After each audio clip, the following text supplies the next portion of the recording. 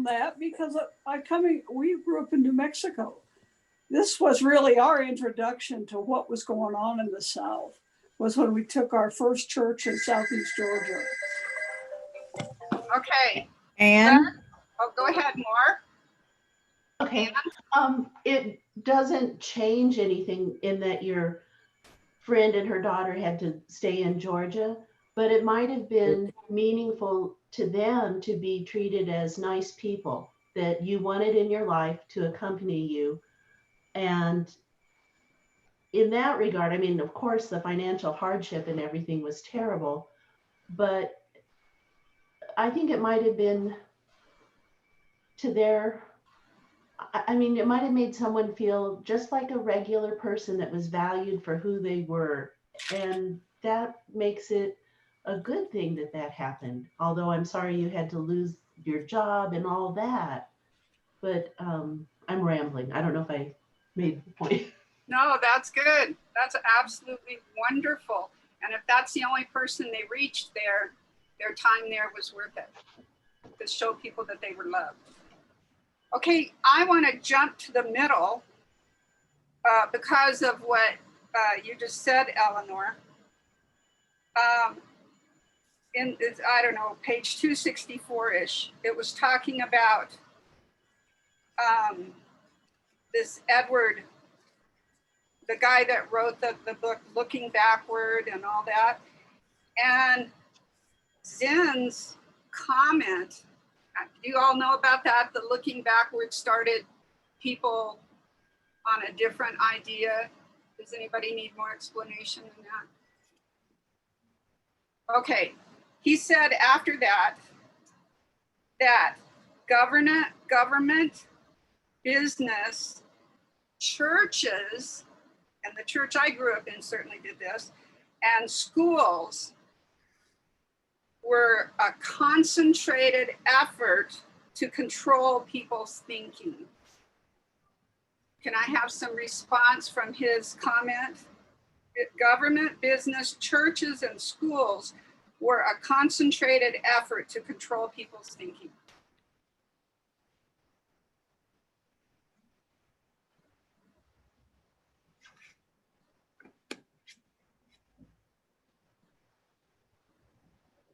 Anne. I think there's a lot of truth to that. And that's one of the reasons I went into teaching. It was my subtle way of changing the world, because I think you want to try to make an impact on people's lives. And one other thing about schools too is I think in some ways they help impart culture to kids. In the old days, we used to have choir, and there'd be certain songs we would sing, America the Beautiful or whatever. I don't think my granddaughter knows the words to those songs. And I'm not criticizing, it's just the world, there's so much to learn. They don't do music to the degree they once did. Or some of the poems, like I can't think of a good example, but I had to memorize poems when I was little. And I think schools do have a huge influence on kids, and also the church in some regards, and I'm sure the business and the government too. So I think there is some truth to that. I'm not saying that people still have the ability to think, but I think there's kind of a orthodoxy maybe with these institutions as a whole. Katya? Well, we still have the Pledge of Allegiance in the schools, and in fact, it really depends on where your principal stands. But last year I was engaged in a lengthy email battle with my principal, who said that he was going to go from classroom to classroom and, you know, make sure that the students stood up for the pledge and said the pledge. And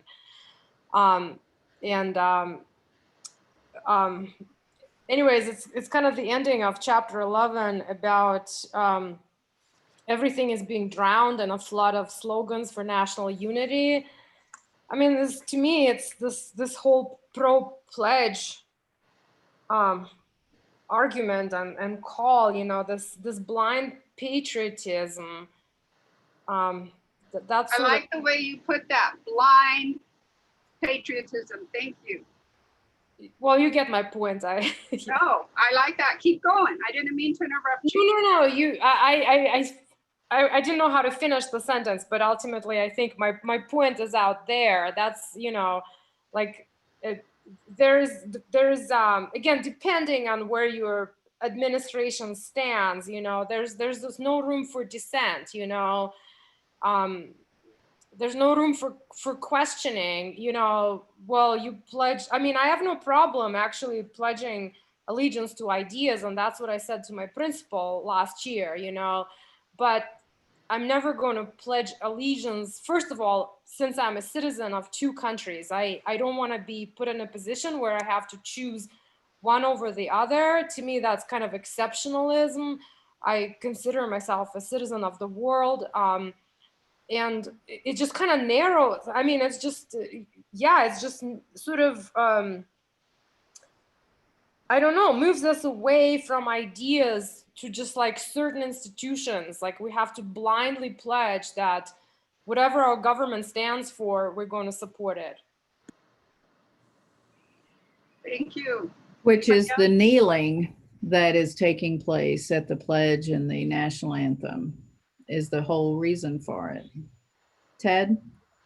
Betty may also be old enough to remember when the bit about one nation under God was added to the pledge, but that was in the middle of the Joe McCarthy era and was intentionally put in there as an anti-communist dig, having no bearing at all on the overall meaning of the Pledge of Allegiance. It was a political stunt to satisfy certain right-wing elements in the country that we were undergoing with Tail Gunner Joe. This, he, as I put in one of the other lectures, he could find a communist under every stone. And it was a time we were really carried away with a fear which was basically non-existent. Well, there's been a lot of what we are today is reactive, just like the putting of the American flags in sanctuaries was in response to the Pope in Rome and whether we were going to be allegiant to the Pope in Rome or to the United States, and putting in God we trust on our money is another response to communism and World War I and II, and everything is reactive and not really productive. Linda.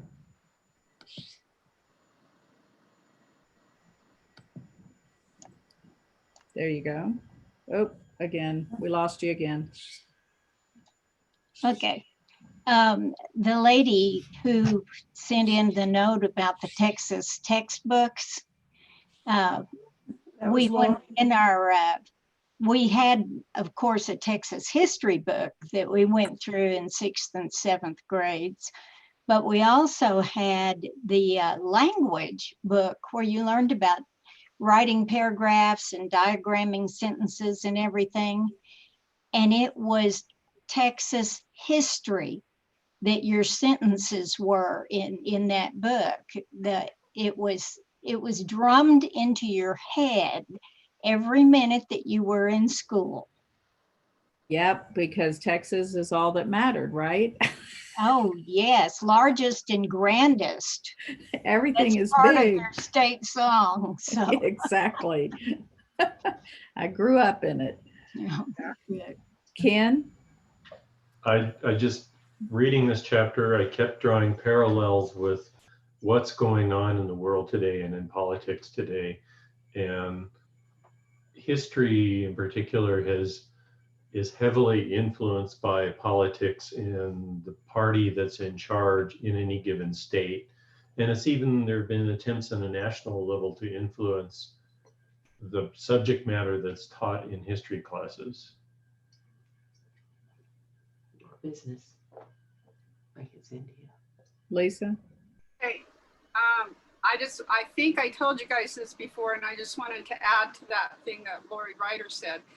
When I started teaching music, and I was thrilled, and I went to the new music book adoption, and I got there, and it was the one from the last year. And I said, this is what we already have. What are you doing? And the commentator guy said, Texas wasn't ready for a new music book yet, so it'll happen later. I was going, ah. And then I think it was Anne O'Rourke that said, it is state law that we say the Pledge of Allegiance. It is state law. And go ahead, Ted. Speaking of Texas, do any of you know what a yellow rose is? A Hispanic woman, isn't it? No, a quadroon, one who's 1/8 black, was considered the epitome of beauty in certain circles, like probably Sarah Hennings, the mother of Jefferson's kids. So actually, they're singing, praising racial mixture in Texas. That is a joke. Well, doesn't it have something to do with Quanah Parker too? Well, Quanah Parker's mother. Yeah, but the whole thing is crazy because all of this racial prejudice, you turn right around and have a popular local song sung in all the football games praising racial mixing is crazy. Yeah, I think it's great. Okay, let's finish up the first half of this chapter called Robber Barons.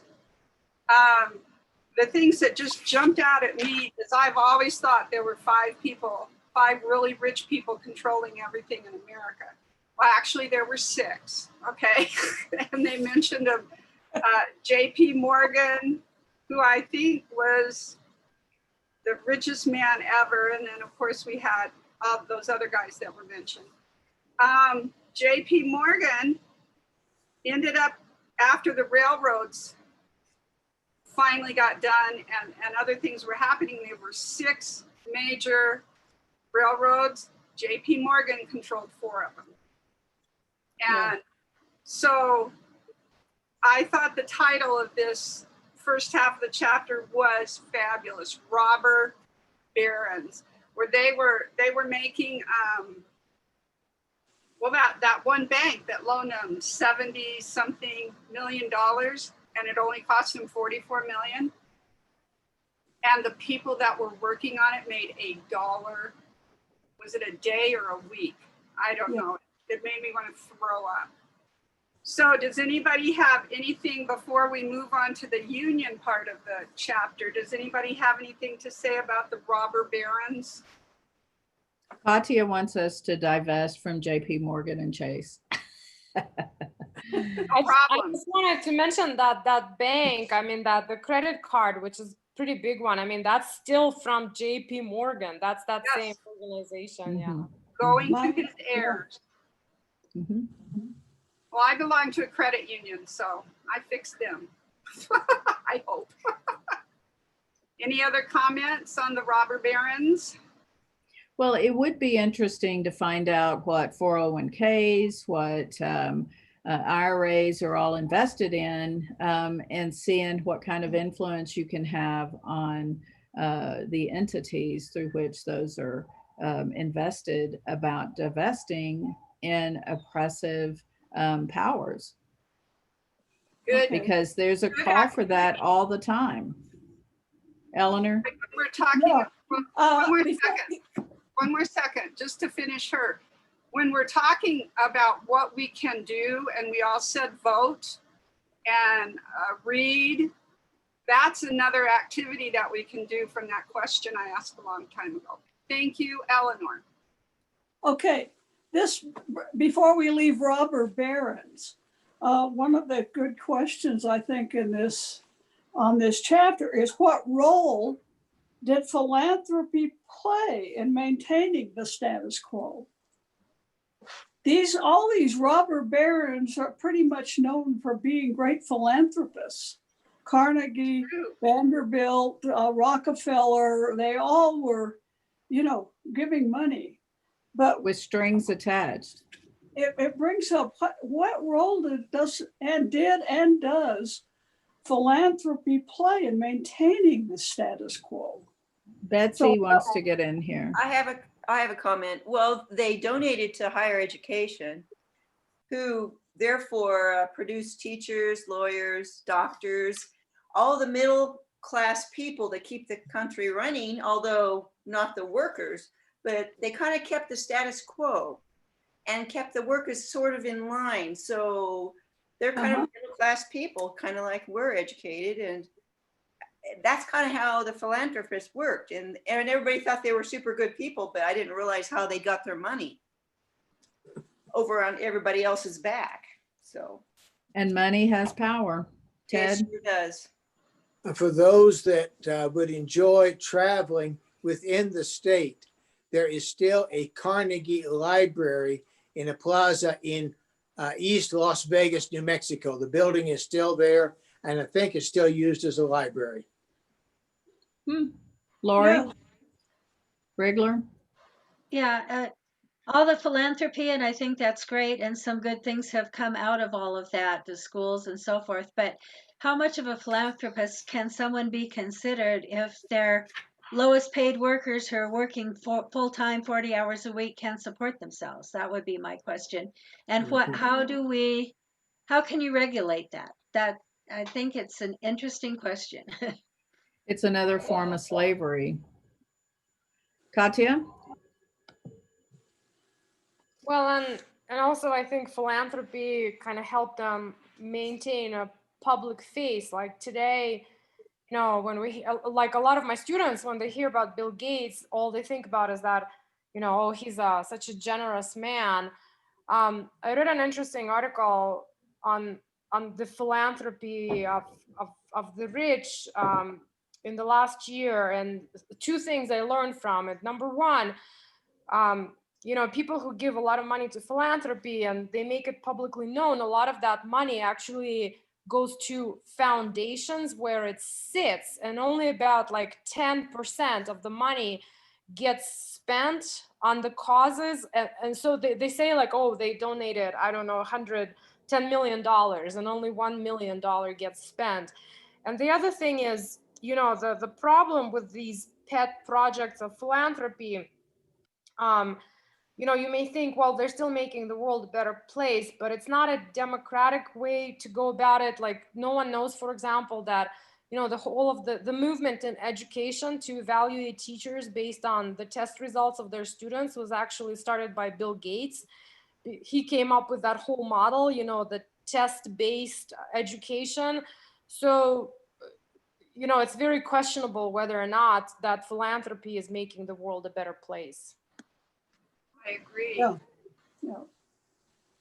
Okay, last thing for this, unless somebody has something really important, but I liked reading about Karl Marx, and he described in a capitalist state that the rich people were pretending neutrality to maintain order, but still serving the interests of the rich. And he called the purpose of the state was to settle upper class disputes peacefully, to control the lower class rebellions, and to adopt policies to further long-range stability of the status quo. I thought, oh my gosh, that's what I thought. Okay, so let's move on to, let me do the union thing. I wore my union t-shirt today from what are we? Not APD, Albuquerque Pub, APS, thank you. And I was going, go people, but here's what struck me overall. And this is my question, and then Eleanor, if you have other questions. My question, okay, when I was reading this, the second half, the rebellions, what people before me, I had no idea. Well, I had a slight idea, but I didn't have a complete clear idea of what people went through for me to have an 8-hour workday, which you never do as a teacher, but whatever, and a semi-decent wage. What other things that were brought up in the second half of the book did you all see that people went through that we take for granted?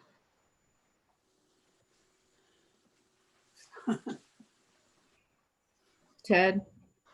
We'll have some intensive coverage of the Ludlow massacre in about 3 weeks in a future chapter, because it was in 1913-14. But this was a case where during a strike, they sent in the National Guard with machine guns and took care of 120 odd strikers, their wives and their children.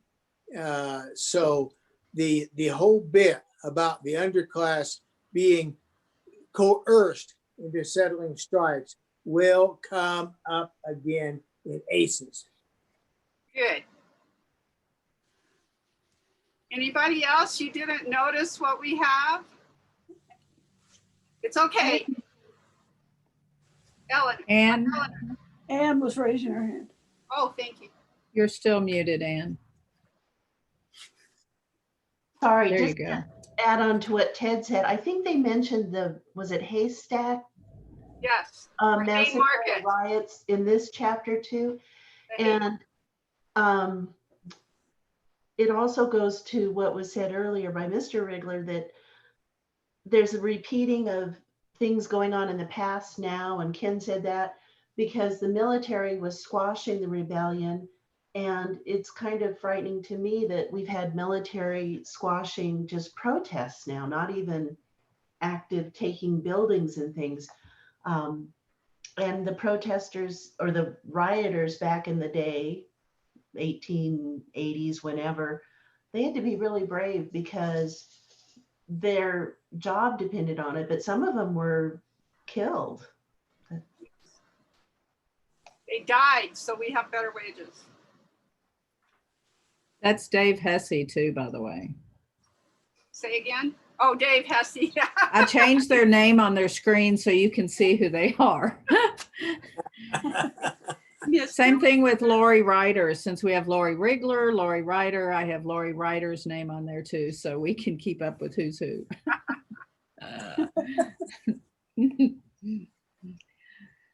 Okay, the one thing I wanted to say is I was the union representative for the APS Fine Arts teachers, which are both elementary art and elementary music. And I had a bunch of people come up to me and say, I'm not joining the union. They don't do anything for us. So people at the union made a list of single-spaced things that the Albuquerque Teachers Federation had done for the teachers. A, I'm not going to list them all. A, they spoke for us for all of our wage increases. B, they had us not have to do more than 3 duties, outside duties a day. One woman had 9 outside duties a week. I mean a week, not a day. And the list just was huge. And it was quite an education for the people who wouldn't pay dues. And I had to bring up, with the help of the union behind me, this is what the union has done for you in the last 10 years. And just FYI, whether you pay dues or not, you got the same wonderful things that happened. So, did anybody notice what they said at the end of what Zinn said at the end of most of these fights that came through these poor factory workers that were treated like, the S word? There was a phrase that I read like at least 4 times.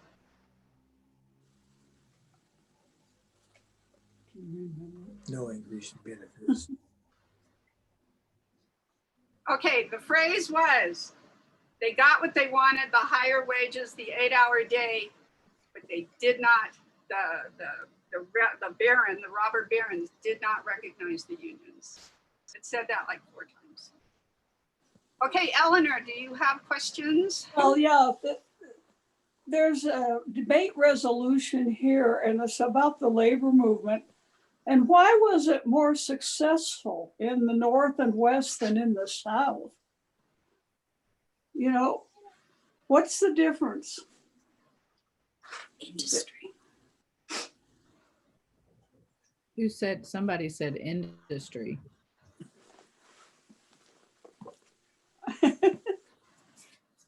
You want to join the debate? Well, You got to come over here. I got to come over here. My friend Julie is visiting, and she has something to input. She worked for the state. Were you in a union? Yes. Yeah, she worked. Communication Workers of America So, as a health educator. so talk. Okay. I am reading right now The Warmth of a Different Sun, about the huge migration of Black people out of the South into the North and West. And there wasn't much industry in the South. So they didn't really have a lot of strikes. And most of the people there were agricultural workers. Even though it was after the Civil War, they were under the control of whoever owned the land of whoever they were working for. They couldn't even leave to go into town without permission of the landowner. And this big migration started, this is a little ahead of where you are in history, after World War, or during World War I, because they needed more factory workers to manufacture munitions and things for the war effort. And after the war was over, they didn't need the Black workers from the South anymore.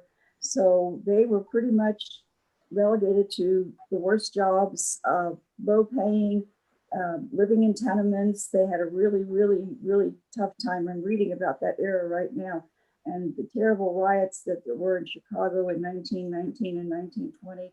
It's just amazing. I would say I highly recommend this book, The Warmth of a Different Sun. It's a great, great, great book. I've learned so much from it. It's just amazing. Isn't it The Warmth of Other Suns?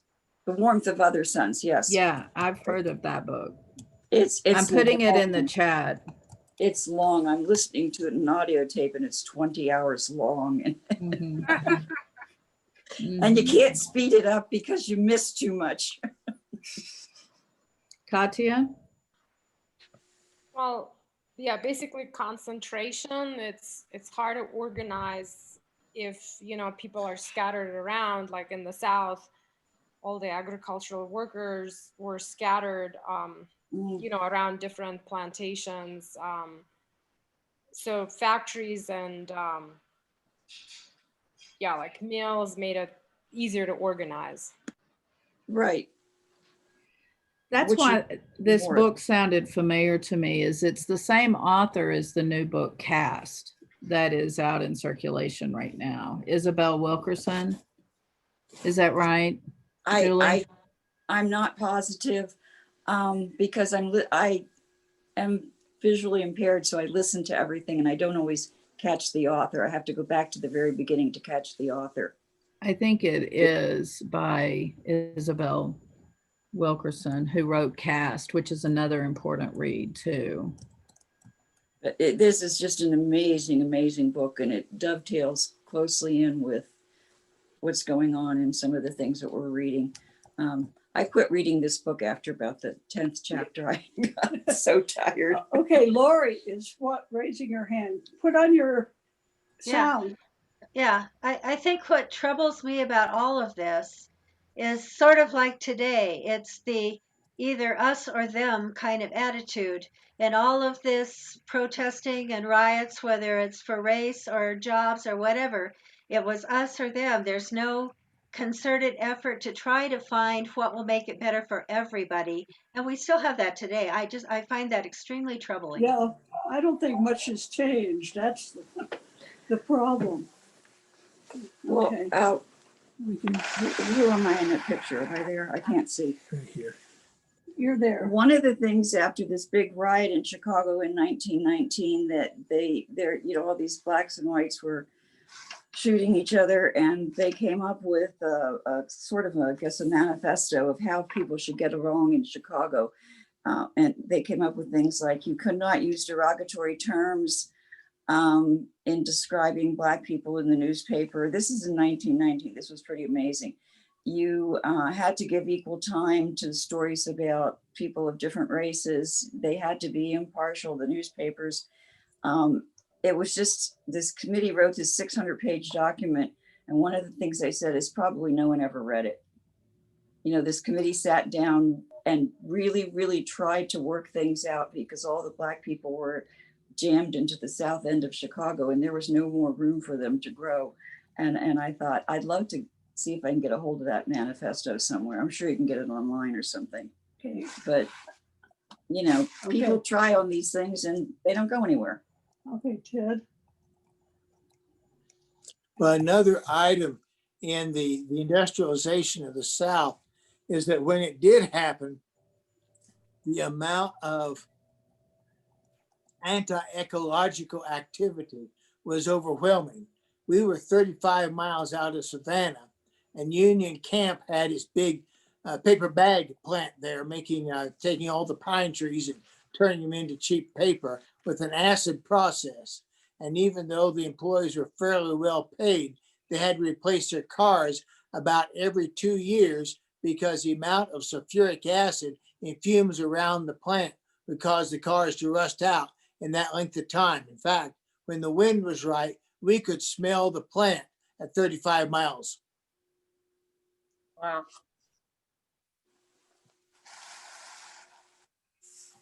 Oh, I didn't mean to interrupt all, but should I leave? No, No. Didn't interrupt. We appreciate your views. Thank you. yeah. And you're Okay. telling us another book to read. My file is this big right now. And I It's- put it and cast both in the chat so you can see the titles and order those books. It may be a future book study. Who knows? Okay. So in the fight against monopolies, farmers ensured their failure by engaging in electoral politics. This is a debate resolution. Why do you think that is? What happened? Would you repeat the question, please? Yeah, I know it sounds like a strange question. Yeah. In the fight against monopolies, farmers ensured their failure by engaging in electoral politics. Oh, farmers ensured the failure of Their the failure, monopolies, the yeah. failure of the monopolies. And I'm not sure I know the answer to this. This is the debate resolution that's talked about in here.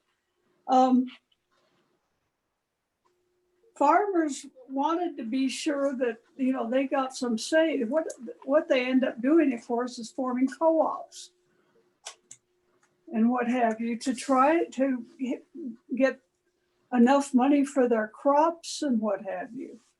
But the monopolies were trying to ensure that monopolies did not get, that's what it's about. Right. yeah, They wanted to ensure that the monopolies were failed by engaging in politics. They did not want that. Okay, Betsy? Well, and farmers, of course, had to have some land, and then they had to buy the land somehow. So they had to get a bank note, and then they had to buy machinery that was expensive. And then what if their crops failed? They said one time they tried to sell insurance for crops, but that didn't work out very well. But they ended up losing their land to foreclosure, and they were tenements. They had to pay the landlord again, and it just set up a vicious cycle. It was really sad. I didn't realize that the co-ops gave them more power, purchasing, buying things together. They would store their grain in the communal elevator, and they wouldn't have to pay as much because other people were they were getting lower and lower prices, and therefore they were going bankrupt. They couldn't pay their loans. So Right. I can imagine the frustration. Yeah, another thing, Katya, Okay, another thing that was happening, of course, was tenement farmers were increasing. They would lose their land and they were ending up as the tenant farmers trying to make a living rather than actually owning their land. So this is another problem after the Civil War. Yeah, Lisa. Katya, you had your hand up. I'll go after Katya. Yeah, this is actually very discouraging, this whole idea, and Zen kind of takes it, you know, from the previous chapter to this chapter. It seems like every populist movement was stifled and diverted by the electoral system, because, you know, we're being told that, you know, well, vote, your vote matters. But so when a lot of people from the Farmers Alliance were like elected to certain position, he says what happened was an elusive revolution, because the party machinery remained in the hands of the old crowd, and the crucial chairmanship of important committees was also, you know, in the hands of sort of, you know, the establishment. And we actually can see this very well on the state level. There was a great presentation about like why in New Mexico, even though we have both of the chambers are Democrats, we can never, you know, make any changes. And that goes again to like, we have, you know, a certain group of people like who have been senators or members of the House for a long time, and they control the committees. They're the ones who appoint the committee chairpersons. They're the ones who decide, are we going to consider this bill or not?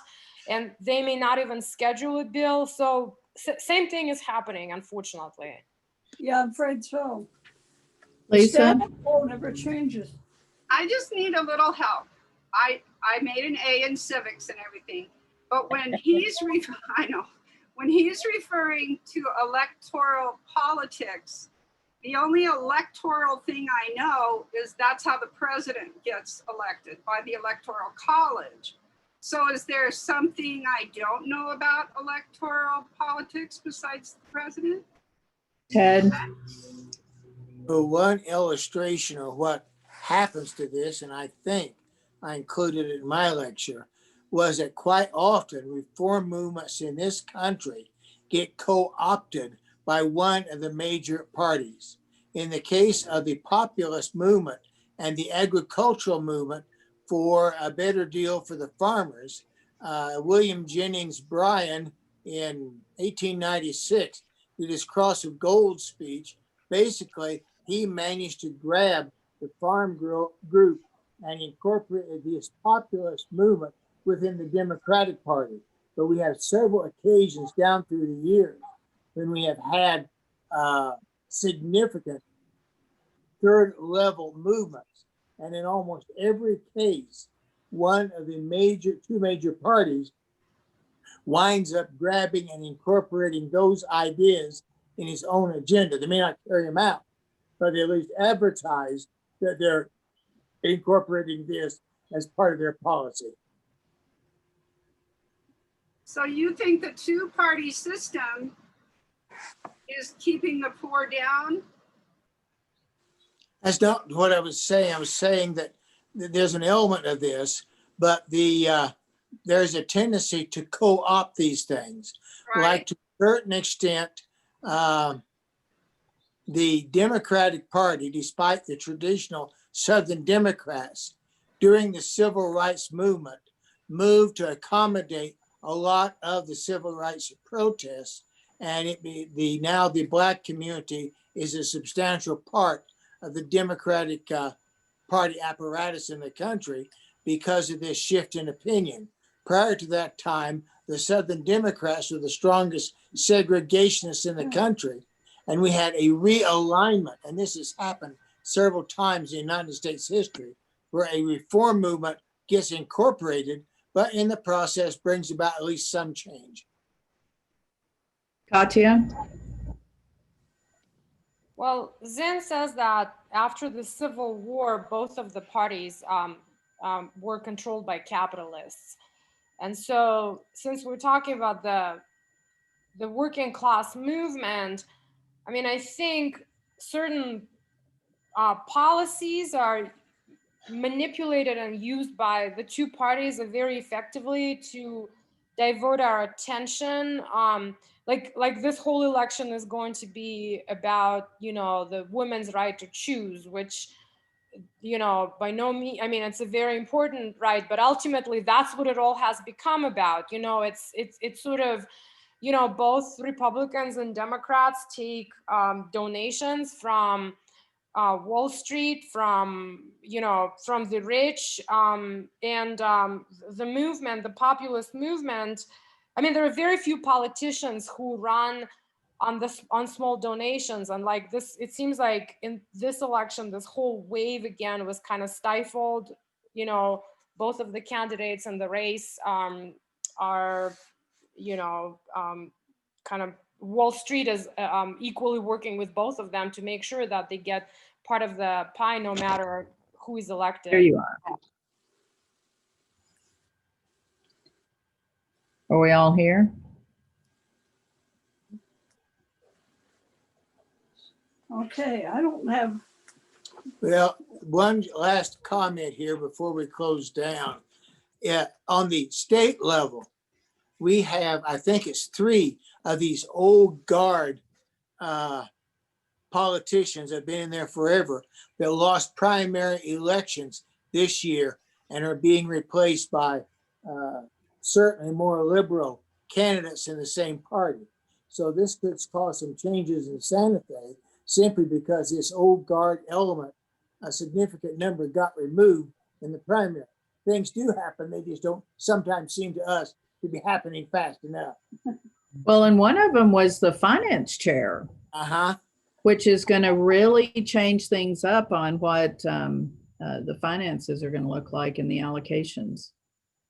yeah, It's going to be interesting. certainly will. I posted in the chat next week is chapter 12. The following week, the 18th, will be chapters 13 and 14. And Okay. I realized about 15 minutes into our discussion that I didn't start the recording.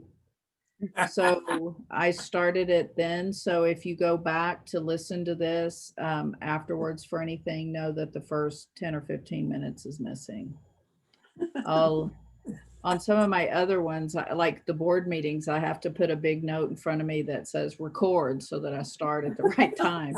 And I didn't do that because I'm outside today. Don, we're all human. And wants to say. And I am first to say I'm human. Please remember that. I am not superhuman. Don't even claim to be. No And problem. I just have to share with this small group here. Don't tell my brother, but he collects campaign buttons. Yeah, I recently found a William Jennings Bryan campaign button for one of his presidential runs. He ran 3 times for president. And because we were talking about him with his cross, we're going to be crucified on a cross of gold. And he was in this chapter. I just thought maybe you would share my excitement because he'll be happy to get that.